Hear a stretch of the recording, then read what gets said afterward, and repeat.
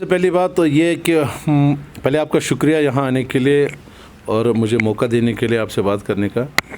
असल में मसला ये है कि सरकार ने 500 गाड़ियों का प्रोग्राम बनाया है, 50 नहीं है 500 है, उसमें इलेक्ट्रिक बसें 50 हैं। और इसके लिए सरकार ने पिछले साल में जो बजट बनाया था उसमें 100 करोड़ रुपए एसआरटीसी के लिए रखा था। उसमें ही कुछ रकमें रिलीज़ कर रहे हैं जिसमें हम 500 गाड़ियाँ खरीदेंगे, जिससे हमारे फ्लीट में बढ़ोतरी होगी। इस इनिशिएटिव को तो हम वेलकम करेंगे ऑलवेज़, मगर जो इसके साथ ये कहा जा रहा है कि एसआरटीसी शायद इन 500 बसों से आसमान छुएगी, तो वो मुझे नहीं लगता। मैं उसमें थोड़ा सा अपनी जो ओपिनियन है उसको रिजर्व रखता हूँ। मसला ये है कि हम पिछले 4 महीनों की तनख्वाहों से महरूम हैं, अभी तक हमारी तनख्वाहें नहीं हुई है। आप पुरानी गाड़ियों को रिप्लेस करेंगे नई गाड़ियों से, अच्छी बात है, लोगों को अच्छी गाड़ियों में सफ़र करने को मिलेगा और जो पुरानी गाड़ी उसके बदले में नई गाड़ी सड़क पे आएगी। लेकिन मुझे नहीं लगता कि उससे आप रेवेन्यू कैसे बढ़ाएंगे।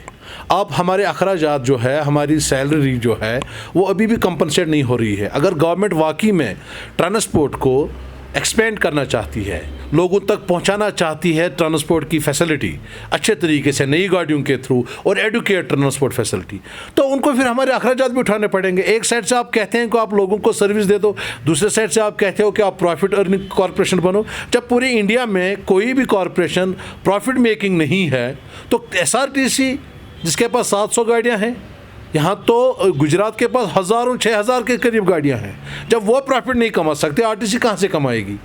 अभी सरकार हमसे काम लेती है एज आ फ्रंट लाइन वर्कर इस कोविड में, चाहे वो डॉक्टर हो, चाहे वो पैरामेडिकल स्टाफ हो या आम पब्लिक हो, एक जगह से दूसरी जगह ले जाना, यहाँ तक कि कोविड पेशेंट या जो बाहर स्टेटों से आए। हमारी गाड़ियाँ बिहार तक गई लोगों को लाने के लिए, राजस्थान गई, दिल्ली गई कोविड में। आज वो ड्राइवर पिछले 4 महीने से तनख्वाहों से महरूम है। तो मैं कैसे मान लूँ कि सरकार इस कॉरपोरेशन को एक्सपेंड करके इसको बड़ा ज़बरदस्त बनाना चाहती है। देखिए, इस वक्त हमारे 3 मुद्दे सबसे अहम हैं। नंबर 1, हमारी मंथली सैलरी। सरकार हमें तनख्वाह दे दे, उसके बाद में हमें कहें कहाँ काम करना है, हम तैयार हैं। दूसरा, जो कंसोलिडेटेड पिछले 11 सालों से रेगुलराइजेशन के लिए तड़प रहे हैं, उनको रेगुलराइज किया जाए, एट फर्स्ट प्रायोरिटी उनको दी जाए। उसके बाद में जो रिटायर यहाँ से हुए, 1.5 साल हो गए जिन लोगों ने अपनी जवानी इस कॉरपोरेशन को दी है, 30-40 साल यहाँ नौकरी की है, आज 1.5 साल है, 1.5 साल से वो रिटायर हो गए, उनको एक पैसा नहीं मिला है। अगर सरकार चाहती है कि वो गाड़ियां लाए, नई गाड़ियां, और भूखे पेट ड्राइवर उसको चलाए, तो मुझे लगता है ये इंसाफ नहीं है। तो इसको मैं उतना नहीं मानता कि जो ये इस वक्त मीडिया में न्यूज़ घूम रही है, एसआरटीसी को 500 गाड़ियाँ आएंगी, अब वो आसमान छुएगी, ऐसा कुछ नहीं होने वाला है। देखिए, आप गाड़ियाँ ला रहे हैं, आप गाड़ियों को बड़े खूबसूरत गाड़ियाँ, इलेक्ट्रिक बसें वगैरह, लेकिन आप ये सोचिए, वो जो गाड़ी चलाने वाला है वो भूखे पेट है, उसकी फैमिली सफ़र कर रही है, उसके बच्चे सफ़र कर रहे हैं। तो आप किस बुनियाद पे आप ये कह रहे हैं कि इन 500 गाड़ियों से हम आसमान छू लेंगे? पहले सरकार हमारी तनख्वाह बराबर करे, पहले सरकार फर्स्ट में हमारी तनख्वाह दे दे। आपकी जो इशू बताता हूँ, हमारा जो इशू असल में स्टार्ट हुआ था 2009 में, फिर हमने 100 दिनों की हड़ताल की। उसके बाद में 2010 से लेकर 2015 तक हमारे एमडी साहब थे, JS Tandon ji managing director थे। वो 5 साल तो हमें कोई इशू नहीं हुआ, ना तनख्वाह में ना कुछ, उन्होंने अच्छे से चलाया इसको, उसमें कोई दो राय नहीं है। लेकिन उसके बाद इन्होंने एमडीज़ लाना शुरू कर दिया। फिर एक एमडी आए GS सोफी साहब, उन्होंने इस कॉरपोरेशन को वाकई में ऊंचाई पर पहुंचाया और जो पिछली लेगेसी थी उसको आगे बढ़ाया और 105 करोड़ तक रेवेन्यू आ गया। और हमारे पास FDRs थे 16-17 करोड़ उनके। और उसके बाद में इन्होंने हर 6 महीने बाद MD चेंज होता गया।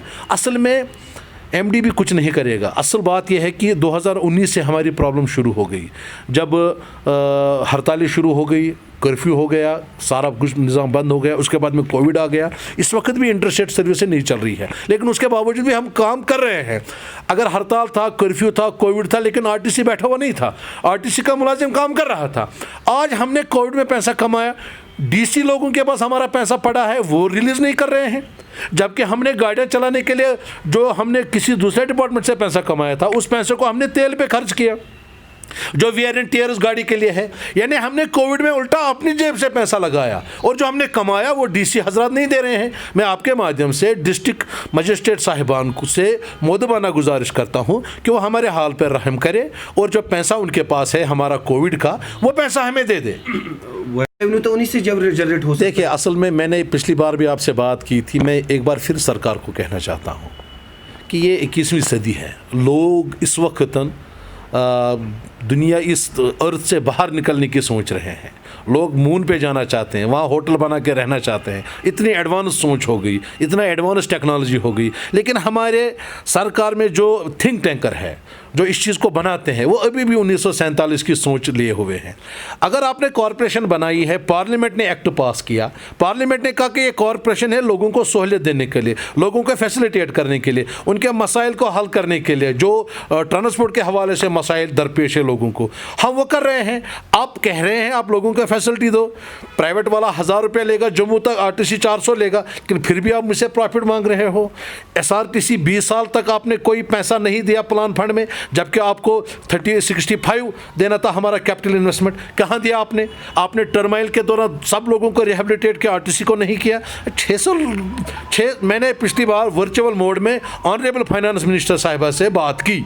उस वक्त मैंने उनको कहा एक डिस्ट्रिक्ट पे अगर एवरेज निकालेंगे 16 गाड़ियाँ एक डिस्ट्रिक्ट में हैं और एक डिस्ट्रिक्ट की आबादी 10 लाख है। वो श्रीनगर की आबादी 10 लाख है, 10 लाख लोगों को आप 16 गाड़ियाँ दे रहे हो और आप कहते हो कि भाई हम प्राइवेट के मुकाबले में सरकार की तरफ से लोगों के फैसिलिटेट करें। कहाँ है?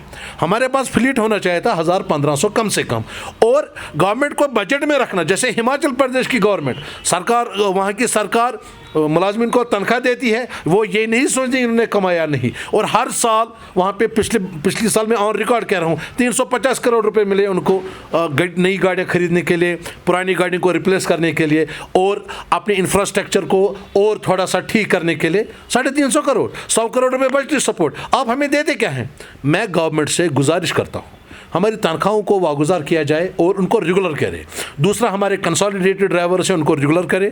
तीसरा, जो ये रिटायर हुए हैं इनको आप अपना पैसा दे दें। जो लाइबिलिटी बढ़ रही है कॉर्पोरेशन के लिए, अगर आप ये चीज़ें नहीं कर पाते हैं तो खुदारा हमें जितना हक हमारा बनता है वो पैसा दीजिए, आप इस कॉर्पोरेशन को बंद कर दीजिए। ये खामखा तमाशा है। वजह